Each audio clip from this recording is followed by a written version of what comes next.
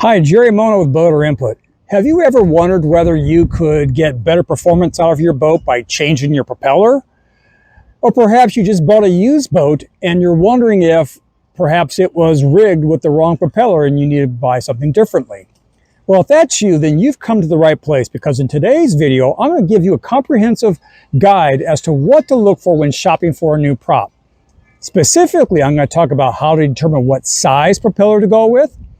I'll even show you how to estimate the change in top speed that you can expect by changes in the prop size.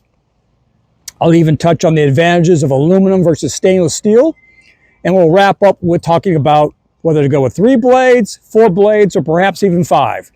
All the information you need to find the right prop for your specific situation. To begin, let's talk about a couple of key terms: pitch and diameter. Diameter is the total width of the prop. In other words, another way of thinking about it, it's the size of the hole that the prop is basically cutting through the water. Pitch, on the other hand, is a theoretical distance that the prop would travel in one revolution. Okay, so a 24-inch pitch would theoretically travel 2 feet, whereas a 20-inch pitch would only travel about 20 inches. Now, I say theoretical distance because there is always some slip. So, for example, a 20-inch prop pitch prop might only travel 17 inches, but I'll touch on prop slip a little bit later. Of these two measurements, pitch is the more important one to focus on if shopping for a new prop. This is because the prop's diameter is largely determined by the prop manufacturer based on what would work best given the prop's design, pitch, and anticipated application.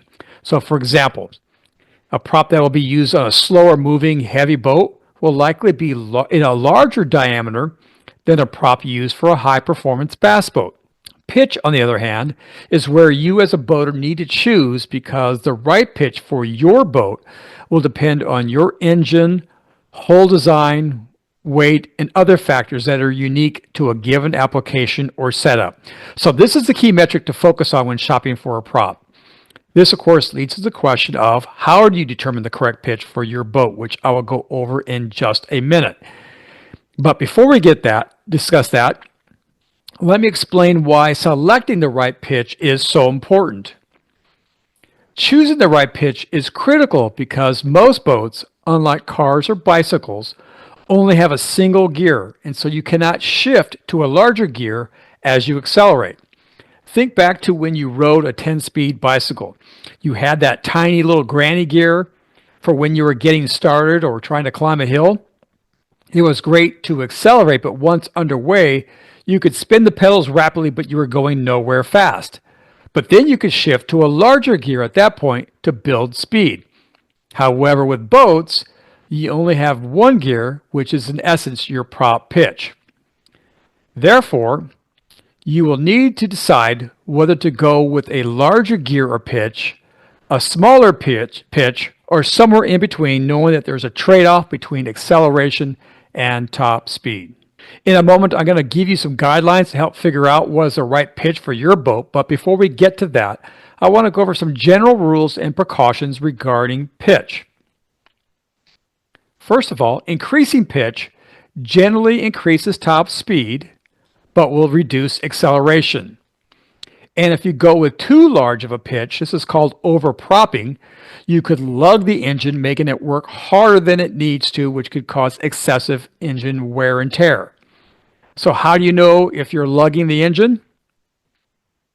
What you want to do is look at the recommended full throttle RPM range from your engine manufacturer. So this is the information, the specs from my particular engine, which is a Mercury 154 stroke. And I've circled the full throttle RPM range, which is 5,000 to 5,800. And what you want to do is get a prop pitch that gets you at or near the max of this RPM range at wide open throttle with a light load, or in the middle of this range if running at wide open throttle with an average load. Again, I'll go over this in just a minute. Now, when you decrease pitch, you will reduce top speed and increase acceleration. So it does just the opposite of increasing pitch, as you would expect. And if your pitch is too small, which is known as underpropping, you could over rev your engine. Now, most engines nowadays have a rev limiter to keep you from going over the max RPM rating for your engine. Nonetheless, if you're running at the max RPMs a lot, you are putting additional stress on your engine and you are likely hurting your fuel economy. So as you can see, too much pitch and too little pitch are both problematic. So the key is to figure out what is the right compromise for your particular situation, which is what I'll be discussing next. So how do you choose the right pitch? The first thing you need to do is find out what pitch you're currently running on your boat to provide a frame of reference. And this is typically stamped on the outside of your prop. However, the way this is done varies by manufacturer. Mercury often stamps the entire part number on the side of their propeller, and the last number you can see here, which is 24P, represents the pitch.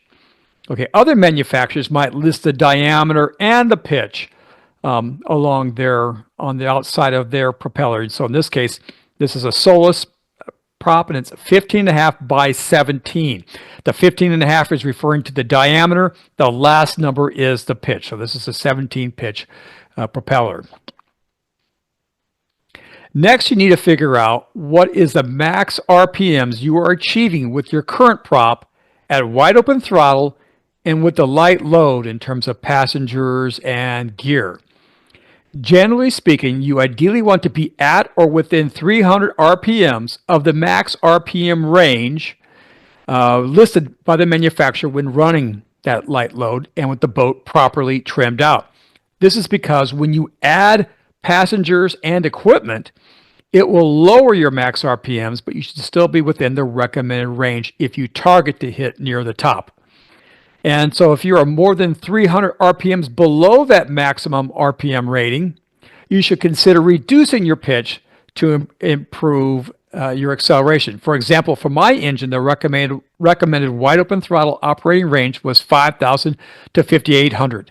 If I'm getting less than 5,500 RPMs, let's say, with a light load, then it'll probably be best to drop down an inch or two in pitch. On the other hand, if you're hitting or exceeding the max RPM rating, then considering adding an inch or two of pitch to improve top speed. Now, if you're just barely getting to the max RPM rating, which for my engine is 5,800, then you're probably fine with the prop pitch that you currently have. But if your engine is capable of going higher but is being prevented from doing so by the rev limiter, then you should definitely consider adding an inch or two of pitch. So as you contemplate going with the different pitch sizes, keep in mind that every 1 inch increase in pitch will reduce your RPMs by approximately 150 to 200 RPMs.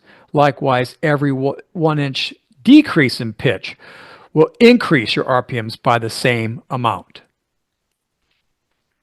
So let me give you a real-world example by talking about one of my engines. I have, on one of my boats is an aluminum fishing boat with a Mercury 150 horsepower 4-stroke. The recommended full throttle RPM range from the manufacturer is 5,000 to 5,800. I currently have a 24-inch pitch stainless steel prop and can achieve around 5,800 RPMs at wide open throttle with a light load. Note that I'm at the high end, but still within the recommended RPM range, since I don't seem to be hitting the rev limiter. Also note that my observed top speed is around 59 miles per hour, which you can see here. Now let's take a look at what might happen if we were to go with a slightly larger 26-inch pitch prop. In other words, I bumped it up 2 inches. And the reason why I did that is because manufacturers often offer propeller models in 2-inch increments. So I went from 24 to 26 in this case. And as I mentioned earlier, every time you increase pitch, you lose RPMs. And so, and it's about 200 per inch. So in this case, I went up 2 inches in pitch. So I'd expect to go down RPM wise 2 times negative 200. So I would expect that we'd be able to run 400 RPMs less with this 26-inch pitch. And so I'm assuming my maximum RPMs would be around 5,400 when I'm running this bigger prop. And you can see here that my estimated top speed is 59.6 miles per hour. Okay, so in just a moment, I'm going to show you how I came up with that estimate. But before we get to that, the question is, should I go with this larger 26-inch prop? Now, I would say in my case, I would say no, because that extra half a mile faster at top speed isn't that important to me, since I don't run at wide open throttle that often, and I would be hurting my acceleration, which I need every time I move from one spot to the next. Additionally, at 5,400 RPMs here, I'm with a light load, I am a little bit concerned that with an average or heavy load, my RPMs might be barely at or below that recommended range, which again is at 5,000 to 5,800. It might be at or below that, which again, I might put undue stress on my motor. So that's why I think the 24-inch pitch is better in my particular situation. So now let's talk about how I was able to estimate my top speed. And for some of you, top speed is a key priority. So I'm going to show you an easy way to estimate how a change in pitch might impact your top speed. And to do this, you'll need a few pieces of information. The first thing you will need is the observed maximum RPMs you are currently getting with your current prop at wide open throttle. Next, you will need to know the pitch of your current prop, when I just showed you how to find that. And from there, you can experiment with alternative pitches above or below that level. Third, you will also need to know your engine's gear ratio. If you don't know that gear ratio, if you don't have that offhand, you should be able to find it through an online search. I happen to know that the gear ratio for my particular engine is 1.92. Which means that the crankshaft will spin 1.92 times for every 1 revolution of the prop shaft. And then finally, you'll also need to know your prop slip. Now, chances are you don't know what that is, but never fear. I have created an easy tool for you to calculate this, which you can find on my website by going to boaterinput.com and clicking on the Tools tab. And I'll include a link to that in the video description. It's important to note that all props have some degree of slip. I believe most are in the 10% to 20% range. I happen to know that I have about a 14% slip with mine. And then once you have all those pieces of information, then you can go to my boat prop calculator to estimate the speed for various size pitches. Okay, so there's again the address of where you can find it, and I'll include a link to that in the video description. However, I'll now take you through a quick walkthrough to show you how to use that tool.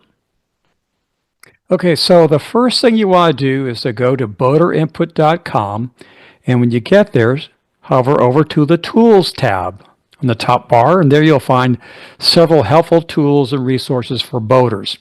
For example, here's the prop slip calculator that I mentioned earlier, but the one we want to work with right now is the prop pitch calculator. So we'll click on that. And the left side of the page has a description of the different metrics that you will need that we just went over. And then on the right side of the page over here is where you enter your data. Okay, so what I'm going to do is I'm going to enter the data from my boat that I shared with you a little bit earlier. So I had a 24-inch pitch prop. And with that, I could run at about 5,800 RPMs. My gear ratio is 1.92. And as I mentioned, my prop slip is 14%. Now you enter 14 in this case. You don't put a percent sign. You don't put 0.14. Put the whole number in there. And you can see, and if you just click away, you can see that the estimated speed is 59 miles an hour, which is right on top of what I'm actually observing. So that's all there is to it. Now what you can do is do some what-if scenarios. So let's try going with a 56-inch pitch propeller. Now, as I mentioned, when you go up in pitch, you have to drop down in RPMs, roughly 200 RPMs per inch. So I'm going up 2 inches in pitch, 2 times 200, so I need to drop my maximum RPMs by about 400. And so when I do that, you see that's how I got my estimated speed of 59.6. So that's how you use this tool. It's pretty easy, pretty handy to help kind of fine tune and figure out what size pitch may be best for you. Now I'd like to go over a couple of other final considerations when selecting a prop. The first is aluminum versus stainless steel. Now I did a pretty thorough article on this earlier this year, which is 2024. And I'll provide a link to that in the video description if you're interested. But for now, I will briefly touch on some of the advantages of each. First of all, starting with aluminum, one of the main advantages is the initial cost. The purchase price for an aluminum prop is about 1/3 to 1/5 that of stainless steel. A second benefit is that aluminum is a softer metal than stainless steel and therefore is sacrificial in nature. And what I mean by that is if you run over some rocks, for example, the propeller blades are likely to bend or break away, and therefore you are less likely to damage the internal engine components, such as your prop shaft. Now, stainless steel, on the other hand, offers a number of important benefits. One such benefit is better performance. In the article that I mentioned earlier, I estimated that you might be able to increase top speed by about 5 to 10% with the stainless steel prop.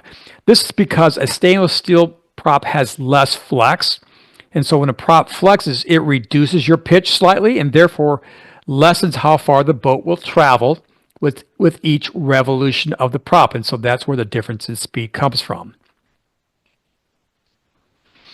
Another benefit of stainless steel is that it will grip better. Again, that's because of that lesser flex, and so you might notice that when, say, you're turning, cornering, or running fast, especially with an engine elevated, so better grip. Another benefit of stainless steel is that they are much more durable. According to Mercury, they are 5 times stronger than aluminum props. Now, this is really important to me because my particular lake has a lot of wood, and I've hit stumps dozens of times, always at idle speed. And my prop has hung in there with very little damage from this. Now, if I had had an aluminum prop, I know that I would have likely have needed to repair or replace it at least 10 times by now. So even though an aluminum prop costs much less initially, I think a stainless steel prop is much more economical for me in the long run. And then finally, a stainless steel prop might be more fuel efficient. This is because with the reduced flex, you will again travel further with each revolution versus an aluminum prop of the same pitch. However, it also takes more energy to swing that heavier stainless steel prop. So if you're doing a lot of starting and stopping, you probably will not notice any benefit. But if you're traveling considerable distances, especially at higher speeds where flex is more likely, that is where you might notice a fuel economy savings. Generally speaking, small engines are typically equipped with aluminum propellers, whereas bigger engines of, say, 75 horsepower or greater, or those that are performance-oriented, typically use stainless steel. Finally, one other factor to consider is whether to go with a 3-blade prop or a 4-blade prop or something else. The advantage of a 3-blade prop is pretty simple, and that's higher top speed. This is because additional blades create more drag, so the fewer blades, the less the drag. However, a 4-blade prop should give you better hole shot, but improve stability and maneuverability, and will enable you to stay on plane at a lower speed. So if you're running a lighter boat or your focus is on top speed, go with the 3-blade prop. But if you have a heavier boat or a slow boat or want improved maneuverability or hole shot, go with the 4-blade. I would think that would be a better option to go with, say, if you have a pontoon boat, which can, again, be sometimes challenged to maneuver at slow speeds. So the information that I share with you should help you zero in on the right size and type of propeller for your situation. However, I should point out that each boat setup is somewhat unique, and propeller design differences from different manufacturers also play a role. So finding the exact best option for you may require a bit of trial and error. And what I mean by that is, it is not uncommon for boaters to try out one prop and see how it performs on your boat, and then adjust from there if necessary, and many quality dealers and retailers will let you try out a prop and then bring it back in exchange if you need to go with a different option. Nonetheless, the information that I share with you today should take out a lot of the guesswork and help point you in the right direction. Well, I hope you learned a thing or two about finding the right prop and found this information helpful. If so, do me a big favor and click on that like button. Also, be sure to subscribe to my channel to get my latest tips and advice to help you purchase, equip, and maintain your boat. In the meantime, thanks for watching, and I will see you out on the water.